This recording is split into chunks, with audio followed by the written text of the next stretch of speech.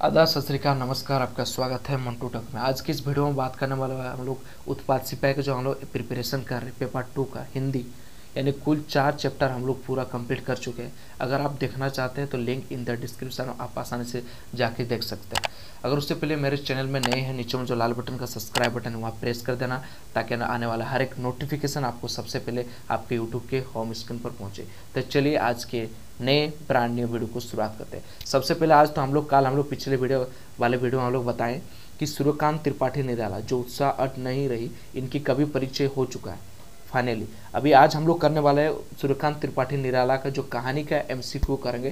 Total 29 MCQ है जो कि इम्पोर्टेंट है आपके उत्पाद सिपाही एग्जाम्स के लिए। तो चलिए शुरुआत करते हैं। तो पहला क्वेश्चन की ओर आगे बढ़ते हैं। तो सूर्यकांत त्रिपाठी निराला का जन्म कब हुआ था, यानी कब हुआ था? 1899 में ईस्वी में इनका जन्म हुआ था। आप नोट करते जाइए। 2 नंबर क्वेश्चन को आगे बढ़ते हैं कि सूर्यकांत त्रिपाठी निराला जी का जन्म कहाँ हुआ था, कहाँ हुआ था?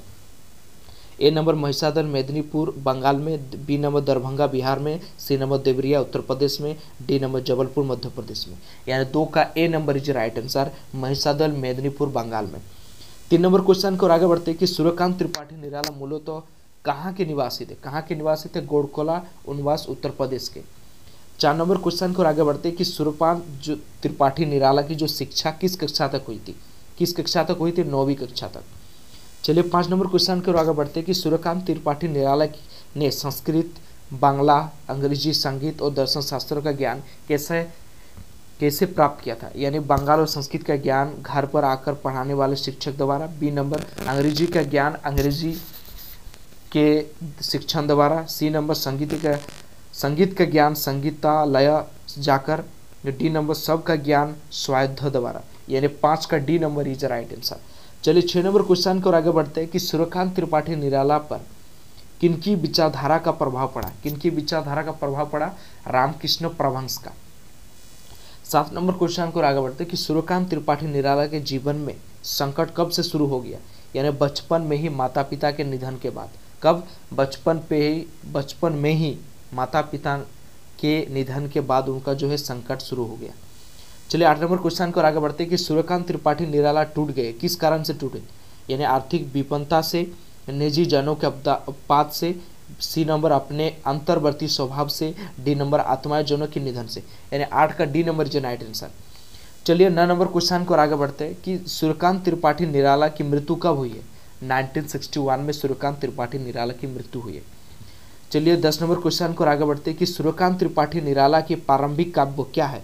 परिमल। क्या है? परिमल। 11 नंबर क्वेश्चन को आगे बढ़ते हैं कि सूर्यकांत त्रिपाठी निराला की इन रचनाओं में कौन रचना है? कुल्ली भाट। क्या है? कुल्ली भाट, डी नंबर। यानी 12 नंबर क्वेश्चन को आगे बढ़ते हैं कि चौतुरी चमार सूर्यकांत त्रिपाठी निराला की किस विधा की रचना है? किस विधा की एक कहानी है? क्या है? कहानी। 13 नंबर क्वेश्चन की ओर आगे बढ़ते हैं कि बेल्लेसुर बकरिया किस विधा की रचना है? रेखाचित्र के। क्या के है? रेखाचित्र के। 13 का A number is right answer. चलिए 14 नंबर क्वेश्चन को आगे बढ़ते हैं कि सूर्यकांत त्रिपाठी निराला की साहित्यवाद के कवि है? छायावादी और प्रगतिवाद दोनों के।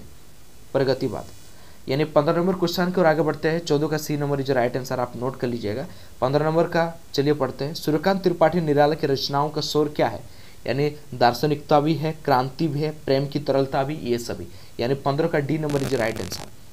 16 नंबर क्वेश्चन को आगे बढ़ते हैं कि सूर्यकांत त्रिपाठी निराला के काव्य शिल्पों का सशक्त रूप है? क्या है? यानी मुक्त छंद में। क्या है? मुक्त छंद में। यानी 16 का C number is right answer. 17 number question को आगे बढ़ते हैं।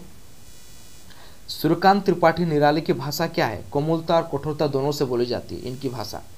18 नंबर क्वेश्चन को आगे बढ़ते हैं। सूर्यकांत त्रिपाठी निराला बादल का मानवीकरण करके कौन सा रूप धारण करने को कहते हैं? कौन सा रूप? गरजने वाला रूप। क्या? गरजने वाला रूप। यानी 15 नंबर क्वेश्चन को आगे बढ़ते हैं। सूर्यकांत त्रिपाठी निराला ने अपनी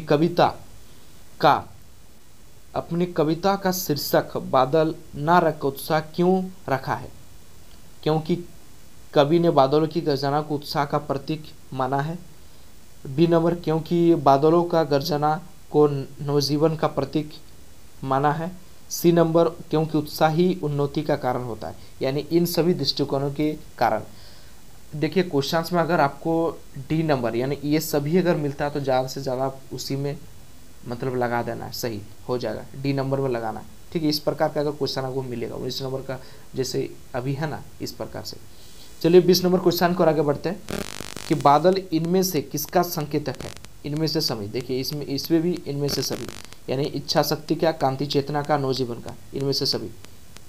चलिए 21 नंबर क्वेश्चन को आगे बढ़ते हैं कि उत्साह कविता में कौन शब्द नाद सौंदर्य पैदा करने वाला है, कौन सा शब्द है, यानी ये सभी। अट नहीं रही कविता किस धारण की पुष्टि होती है, इसमें उपयुक्त दोनों के। 23 नंबर क्वेश्चन की ओर आगे बढ़ते, कवि की आंखें फागुन की सुंदरता से क्यों नहीं हटती, यानी ये सभी कारण से, क्योंकि फागुन सर्वव्यापक है, क्योंकि फागुन में सौंदर्य है, क्योंकि फागुन मन में मादकता भरता है, यानी 23 का D number is right answer. चलिए 24 नंबर क्वेश्चन की ओर आगे बढ़ते हैं कि कवि ने प्रकृति की व्यापकता को किस रूप में व्यक्त किया है। फलों से लदी पेड़ों की डालियों के रूप में, हरियाली और लालिमा युक्त रूप में, फूलों के बिखरी सुगंध के रूप में, यानी 24 का D number is right answer, इन सभी रूपों में। 25 नंबर क्वेश्चन की ओर आगे बढ़ते हैं कि फाल्गुन अन्य महीनों से भिन्न कैसे, यानी इन सभी तत्वों के कारण, यानी मौसम का समशीतोष्ण सुहावना होना, बी नंबर बसंत ऋतु का यह आगम वाला महीना, सी नंबर पृथ्वी सर्वत्र हरियाली से संपन्न, इन सभी तत्वों के कारण, यानी 25 का D number is right answer. उत्साह गीत किसके द्वारा लिखी गई, उत्साह गीत किसके द्वारा लिखी गई है, सूर्यकांत त्रिपाठी निराला के द्वारा, इनका नाम है उत्साह अट नहीं रही, तो उत्साह गीत किसके द्वारा लिखी गई, ए नंबर। यानी 27 नंबर क्वेश्चन को आगे बढ़ते हैं कि अट नहीं रही कविता किसके द्वारा लिखी गई, ये भी सूर्यकांत त्रिपाठी निराला, उसमें उत्साह थे, यानी उत्साह अट नहीं रही सूर्यकांत त्रिपाठी निराला आपको लगाना है। 27 का A number is right answer. 28 number question को आगे बढ़ते हैं कि सूर्यकांत त्रिपाठी की रचनावली कितने खंडों में प्रकाशित हुआ है, 8 खंडों में प्रकाशित हुआ है। चलिए अभी लास्ट क्वेश्चन की ओर आगे बढ़ते हैं।